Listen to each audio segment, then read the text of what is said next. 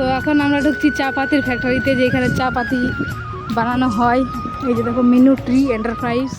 চলো, ঢোকার জন্য সিকিউরিটি গার্ডের সাথে কথা বলছিলাম, কিন্তু সে বললো যে এখন পারমিশন নেই, কারণ চা পাতির বাগান বন্ধ আছে, তো কাজ বন্ধ আছে, সেই জন্য আর ঢুকতে দিল না। তাই আমরা এখন হাটের দিকে রওনা দিলাম, কারণ হাটের দিকেই যাওয়ার জন্য বেরিয়েছিলাম। তো ভাবলাম যে একটু দেখে নিই, কোনো দিন দেখিনি। তারপরে চলে আসলাম আমরা আমাদের সেই খড়িবাড়ি হাট। আর জানো তো, আসলাম সাইকেল নিয়ে।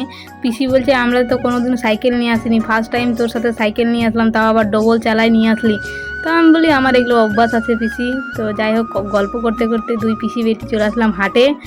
আর এখন পিসি জামা দেখছে। জানো তো, পিসি বাড়ি আসলে প্রায় এই হাটটাতে আসতাম। তো যাই হোক, ছোটোবেলায় এসেছিলাম আর আজকে আসলাম, তো অনেক কিছুই হাটের চেঞ্জ হয়ে গেছে, যেগুলো চিনতে পারছিলাম না। হাট থেকে সাইকেল নিয়ে আসতে আসতে আমাদের প্রায় সন্ধ্যা হয়ে গেছিলো। আর জানো তো, পিসি বলছিল এই কিছুদিন আগে নাকি এখান থেকে বাঘ বেরিয়েছিল, তো ভয়ও লাগছিল, ভয়ে ভয়ে যাচ্ছিলাম। আর এই যে দেখতে পাচ্ছ সীমানা, এখান থেকে বাঙ্গাল, মানে এইখান থেকে বাঙ্গাল, আর বাকিটা আমরা যেদিকে যাচ্ছি ওটা হচ্ছে বিহার। এইটুকুটা হচ্ছে সীমানা বাঙ্গালের, মানে হচ্ছে পিসিরা বিহারে থাকে, আর যেখানে হাট গেছিলাম ওই হাটটা বাঙ্গালেই পড়ে।